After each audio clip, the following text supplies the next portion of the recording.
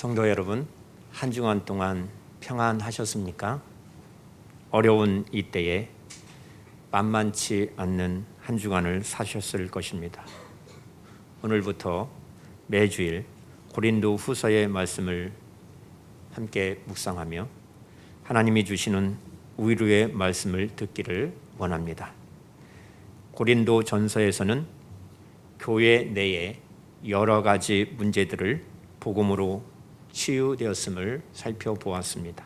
그런데 고린도 후서에서는 교회 내에 다른 복음을 전파하려는 자들과 십자가 복음을 보존하고 지키려는 자들 사이에 벌어지고 있는 영적 싸움의 격전지라고 생각할 수 있습니다. 이러한 맥락에서 볼 때 고린도 후서의 말씀은 혼란에 빠져 있는 오늘 현대교회 우리 그리스도인들에게 도전을 주는 귀한 말씀인 것입니다. 사도 바울이 고린도 교회를 개척하였지만 고린도 교회는 여러 가지 시험 문제가 있었습니다. 음행 문제, 우상 숭배 문제, 분파 문제, 바울의 사도직에 대한 불신 문제 등 사도 바울을 매우 힘들게 하였습니다. 제자 디모데를 통하여 고린도 전서를 보내어 십자가의 도를 가르치고 주 안에서 사랑이 제일이라고 권면하고 부활의 영광의 말씀을 가르치고 부활의 주님을 뵙게 된다라고 하였지만 고린도 교회의 문제는 해결되지 아니하였습니다. 그래서 사도 바울은 직접 고린도 교회를 방문하였는데 일부 교인들로부터 심한 공격과 배척을 당하였던 것입니다. 그래서 다시 방문하기로 하고 고린도 교회를 떠날 수밖에 없었던 것입니다. 그리하여 재차 방문하기로 계획하였으나 여건이 허락되지 못하여 아주 강한 책망의 편지를 기도편에 보낼 수밖에 없었던 것입니다. 다행히 사도 바울의 편지를 받은 고린도 교회 성도들이 회개하고 돌이켰다라는 소식을 디도편에 듣고 사도 바울이 쓴 편지가 바로 고린도 후서입니다. 이 편지는 고린도 교회 안에 여러 문제에 대한 해답이 있었던 고린도 전서와는 달리 사도 바울 자신에 대한 오해와 비난에 대하여 해명하는 내용이 주류를 이루고 있습니다. 그래서 사도 바울 자신에 대한 언급이 많이 나옵니다. 사도 바울은 선교를 위해서 고린도를 떠난 후에 비공식적으로 에베소에서 두 번째 고린도 교회를 방문한 것으로 생각이 됩니다.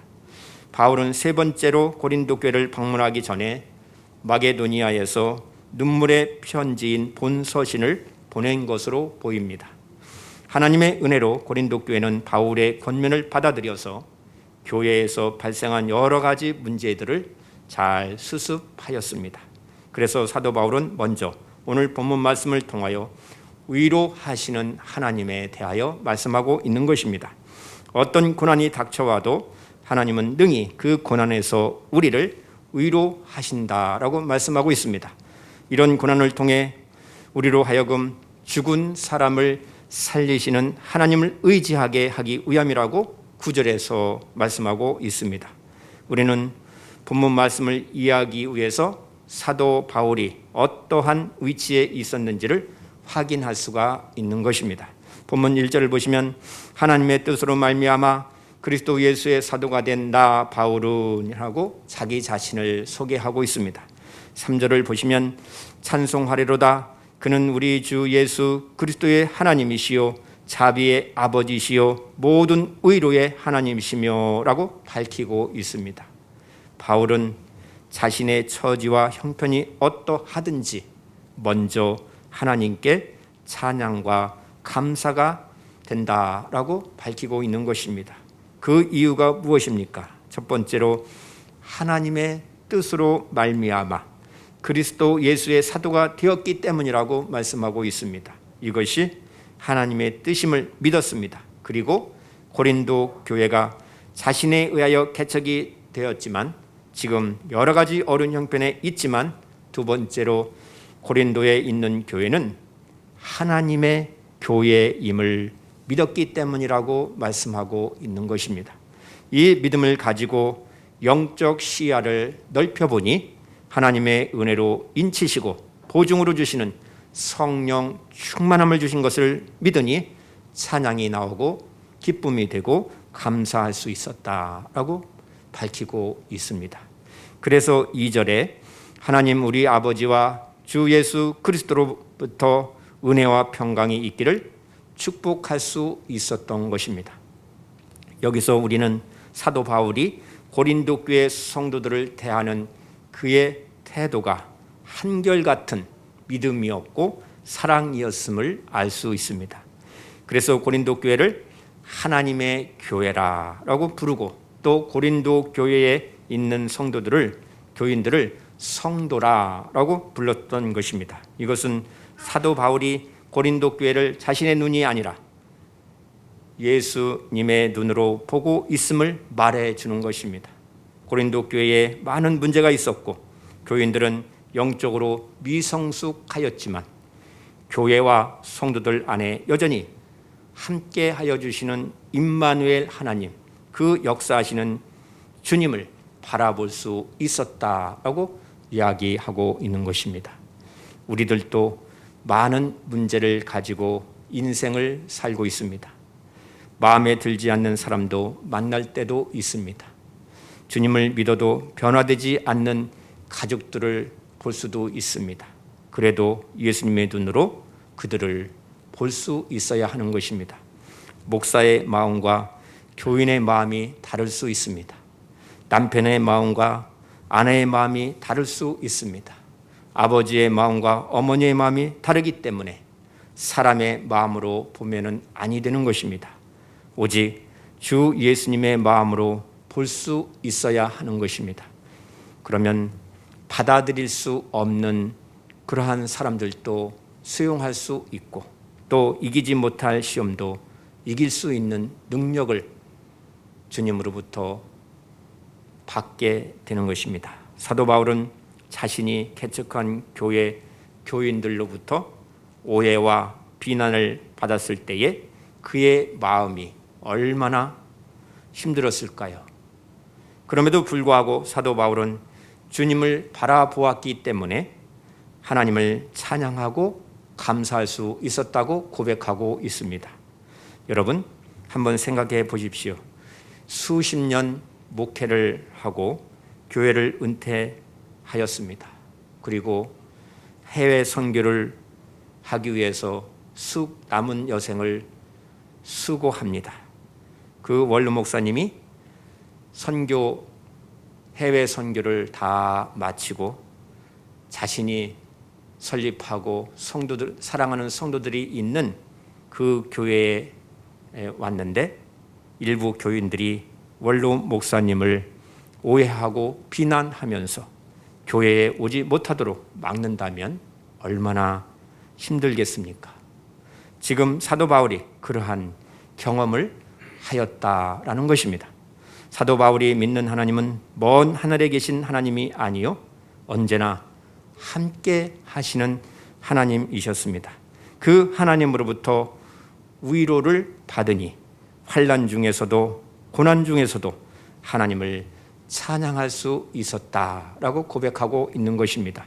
사도 바울은 자신을 변호해야 했기 때문에 서신 맨 앞부분에서 자신이 당한 그 고난에 대하여 이야기를 하고 있는 것입니다. 사도 바울은 5절에서 그리스도의 고난이 우리에게 넘치는 것과 같이 그리스도로 말미암아 우리의 위로도 또한 넘친다라고 말씀하고 있습니다. 그리스도의 고난이 우리에게 넘치는 것과 같이라는 이 말씀은 예수님을 믿고 복음을 증거하려면 고난이 닥친다라는 말씀인 것입니다. 주님을 증거하면 할수록 고난은 더 커진다는 것입니다. 그런데 그러한 고난만 따른다면 어느 누가 예수님의 십자가의 복음을 전할 사람이 어디 있겠습니까? 고난만 넘치는 것이 아니라 그리스도로 말미암아 위로가 넘친다고 말씀하고 있습니다. 하나님이 위로를 주시기 때문입니다. 그래서 고난을 넉넉히 이기는 것을 말씀하고 있지요. 그렇습니다. 고난이 크면 클수록 위로는 더욱더 크다고 말씀하고 있습니다. 여러분, 스데반 집사를 보십시오. 스데반 집사가 부활의 주님을 증거하다가 돌에 맞아 순교할 그 순간에도 그는 보좌에 앉으신 하나님과 서서 내려다 보시는 예수님을 보았다라고 증거하고 있습니다. 그래서 당당히 순교를 감당할 수 있었던 것입니다. 본문 8절부터 9절에서 사도 바울은 아시아에서 힘에 겹도록 심한 고난을 당하여 살 소망까지 끊어졌다라고 말하면서 사형 선고를 받은 줄로 알았다고 말하였습니다. 그때 하나님께서 환난에서 사도 바울을 건져 주셨다고 했습니다. 사도 바울이 주님께 하나님께서는 왜 나를 이처럼 상한 심한 고난과 절망과 죽음의 문턱까지 내몰아 넣었습니까? 라고 이렇게 질문하였던 것입니다. 기도하였던 것입니다. 그리고 그 답을 들었던 것입니다. 9절 말씀을 보시면 우리는 우리 자신이 사형 선고를 받은 줄 알았으니 이는 우리로 자기를 의지하지 말고 오직 죽은 자를 살리시는 하나님만 의지하게 하심이라. 아멘. 그러한 고난 가운데에서 환난을 받게 한 것은 자기 자신을 의지하지 말고 죽은 자를 살리시는 하나님만 의지하게 하시려는 하나님의 놀라운 의도가 있었다라고 고백하고 있습니다. 그러한 고난을 받게 된 것은 우리 자신을 의지하지 말고 죽은 사람을 살리시는 하나님의 그 의지에 하나님을 의지하게 하기 위해서 우리에게도 크고 작은 고난이 따른다는 사실을 우리는 생각해야 합니다. 이것이 고난 당할 때 우리에게 주시는 하나님의 답인 것입니다. 고난, 환난이 우리를 더 강하게 만든다고 말씀하고 있습니다. 오늘날 여러 나라에서 특히 사회주의 국가에서 선교하는 선교사님들, 요즘 코로나19 감염병으로 인하여 세계 여러 나라에서 사역하는 한국 선교사님들이 대부분 추방당하였습니다. 그러나 하나님께서 그 열방에 있는 주님의 교회를 지키실 줄 믿는다라고 선교사들은 이야기합니다. 그런데 사도 바울이 그 희망이 자신만 있는 것이 아니라 당시 고린도 교회와 성도들을 위한 희망임을 알았다고 이야기하고 있습니다. 예수님을 믿고 전하면 고난을 당할 수밖에 없다는 것입니다. 주님은 넉넉히 이길 힘을 주시고 위로를 주신다고 말씀하고 있습니다. 그래서 사도는 성도들에게 환난이나 시험이 닥칠 때에 오히려 즐거워하고 기뻐하고 하라고 권면하고 있습니다. 로마서 5장 3절과 4절 말씀을 보십시오. 우리가 환난 중에도 즐거워하나니 이는 환난은 인내를, 인내는 연단을, 연단은 소망을 이루는 줄 알미로다 라고 말씀하고 있습니다. 이어서 야고보서 1장 2절에는 내 형제들아 너희가 여러 가지 시험을 당하거든 온전히 기쁘게 여기라고 말씀하고 있습니다. 여기서 말하는 환난은 세상살이의 일반적인 물질의 문제, 직장의 문제, 학업의 문제, 이런 삶의 무게를 말하는 것이 아니라 예수님을 믿고 따르는 주님과의 맺은 필연적인 영적인 관계에서 오는 어려움을 말하는 것입니다. 이러한 어려움은 영적 유익을 더 풍성하게 주신다고 말씀하고 있는 것입니다. 그래서 인내로 그 어떠한 압박에도 굴하지 아니하고 버티는 능력, 곧 견디는 힘을 주신다라고 말씀하고 있는 것입니다. 그리스도인들이 환난 가운데서 자랑할 수 있는 것은 더 강할 수 있는, 더 든든히 설 수 있는 하나님의 의로가 있기 때문인 것입니다. 여러분, 우리들도 생각지 않는 그러한 고난이 따를 때 주님을 바라보아야 합니다. 어느 한국 선교사님이 선교의 현장에서 겪은 일을 유튜브에서 보았습니다. 선교하는 교회에서 그들을 섬길 때에 학생들을 데리고 강으로 카누 여행을 인솔하게 되었다는 것입니다. 그런데 불행하게도 그중 한 학생이 물에 빠져 죽는 사고가 발생하였습니다. 그 학생을 살려보려고 구급 요청을 하고 헬기까지 동원하여서 병원에 이송하였지만 끝내 죽고 말았습니다. 이 선교사님은 모든 것이 순식간에 혼돈에 빠지고 말았습니다. 온 세상은 검게 물든 그러한 느낌이었고 아무 소리도 들리지 아니하였고 감정도 부서지는 그러한 느낌을 받았다고 자신의 그 순간을 이야기하였습니다. 하나님을 애타게 부르면서 이 학생을 살려주십시오. 이 학생이 살아야만 이 지역에 복음을 증거할 수 있습니다. 그 무식한 하나님을 알지 못하는 사람들을 구원할 수 있습니다. 이 학생을 살려주십시오. 간절히 기도하였지만 하나님은 침묵하신 채 아무 말씀이 없으셨다라고 하였습니다. 그런데 사고가 일어나는 그 순간부터 병원을 거쳐서 장례식에 이르기까지 계속 함께 해준 한 성도가 있었다는 것입니다. 공포와 초조, 슬픔으로 마음이 무너졌는 그 순간에도 그 성도가 옆에서 묵묵히 버팀목이 되어 주었기 때문에 그 힘든 시간들을 그리고 어려운 일들을 하나씩 감당할 수 있었다라고 이야기하였습니다.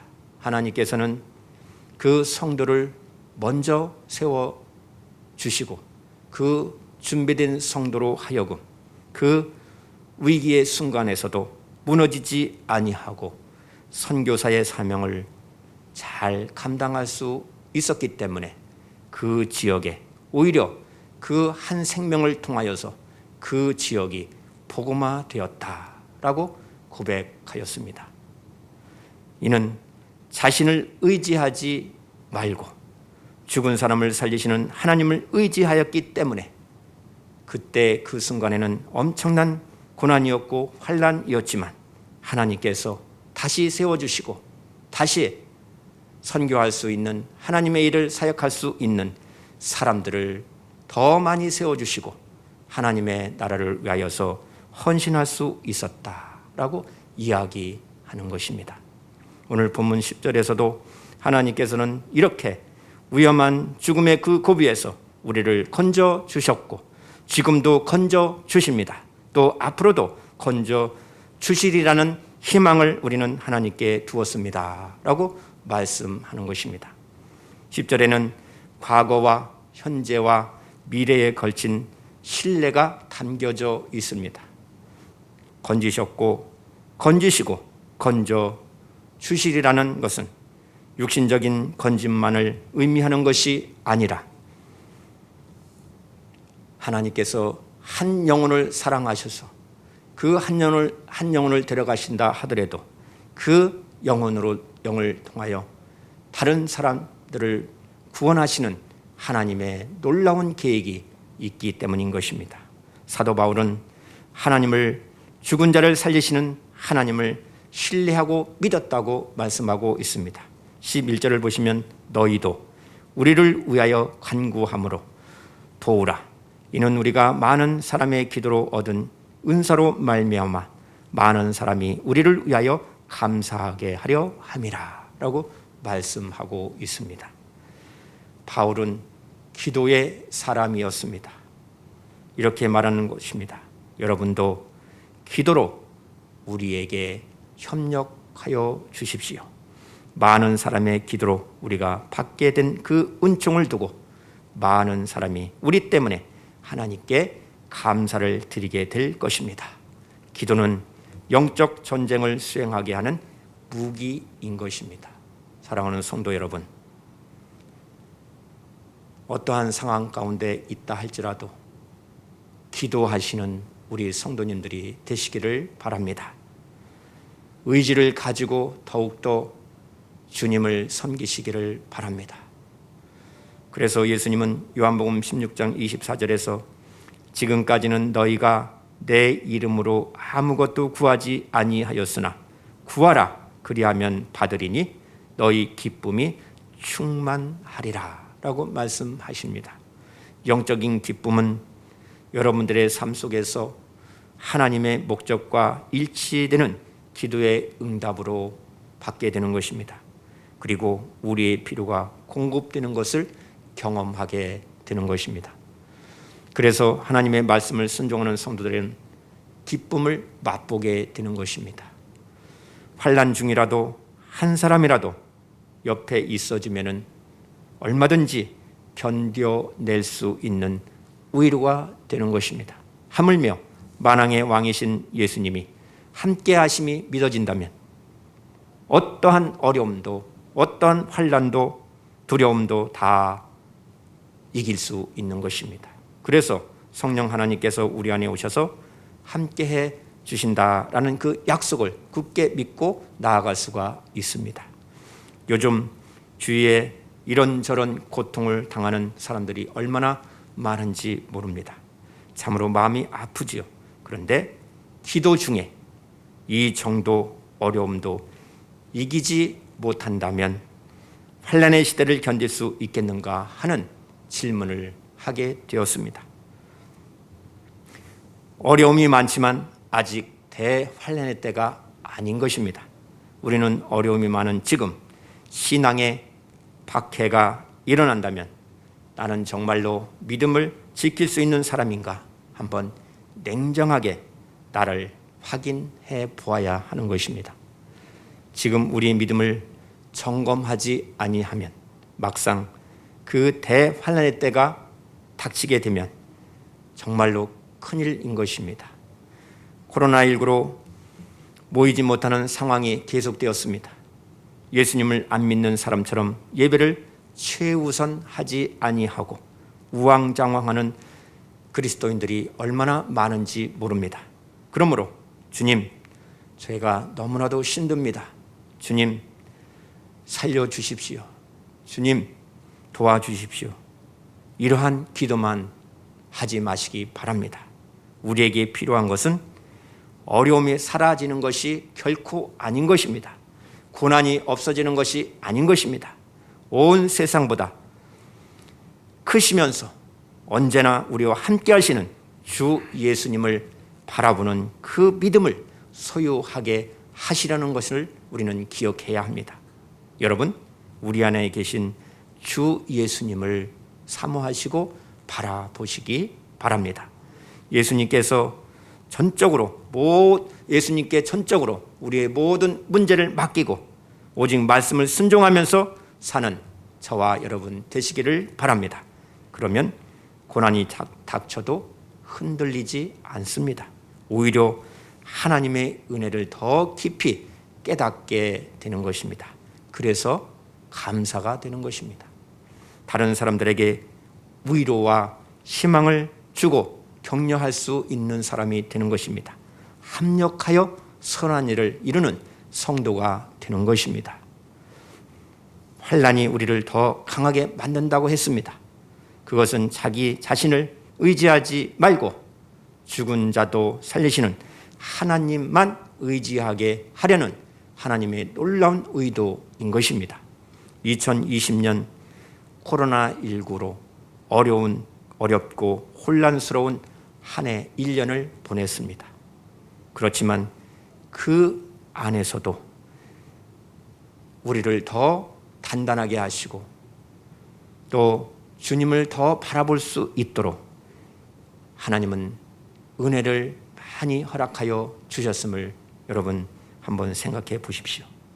예수님과 동행하는 일이 더욱더 초점을 맞추게 되었고 예배하지 못할수록 말씀을 더 가까이 할 수 있는 은혜를 주셨고 주님의 음성을 들으려고 더 많이 귀를 기울이지 않았나 생각이 되어집니다. 우리는 이 세상에서 결코 완전한 행복을 얻을 수 없습니다. 이 세상은 괴로운 것입니다. 여러분, 농사를 짓는 농부들을 보십시오. 억척스러운 잡초가 납니다. 그 잡초를 제거하기 위해서 얼마나 많은 수고를 합니까? 그리고 좋은 열매를 거두기 위해서 거름을 주고 또 가꾸고 얼마나 많은 정성을 합니까?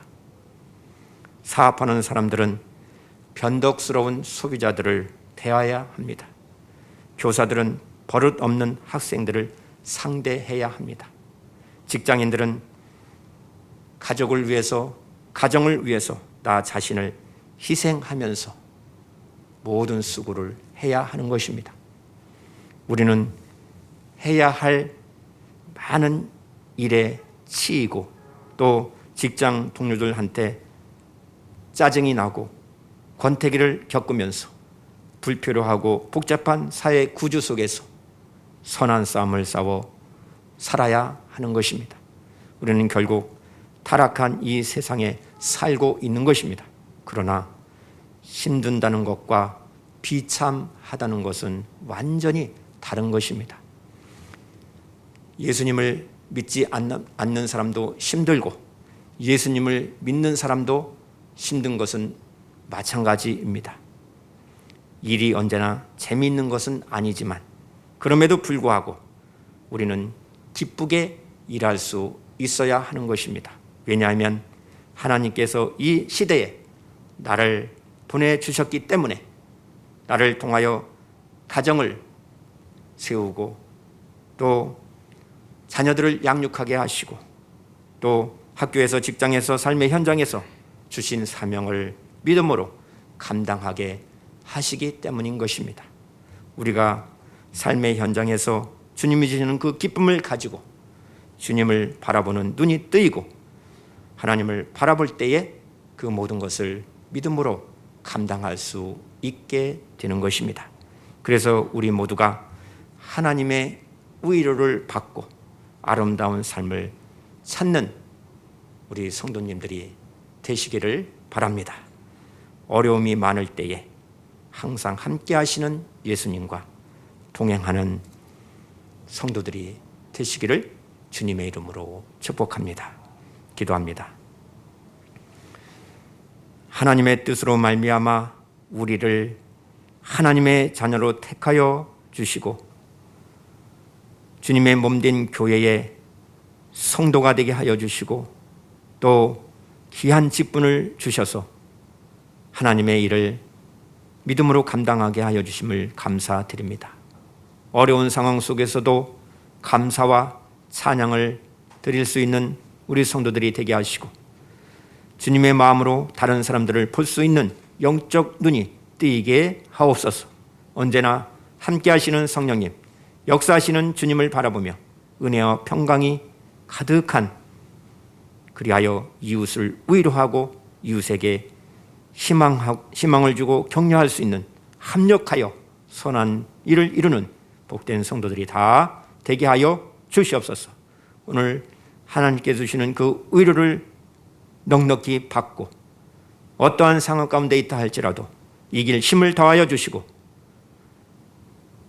함께 하시는 그 은혜 가운데 승리의 삶을 사는 복된 성도들이 다 되게 하여 주실 줄 믿사옵고 우리 주 예수 그리스도의 이름으로 기도드리옵나이다. 아멘.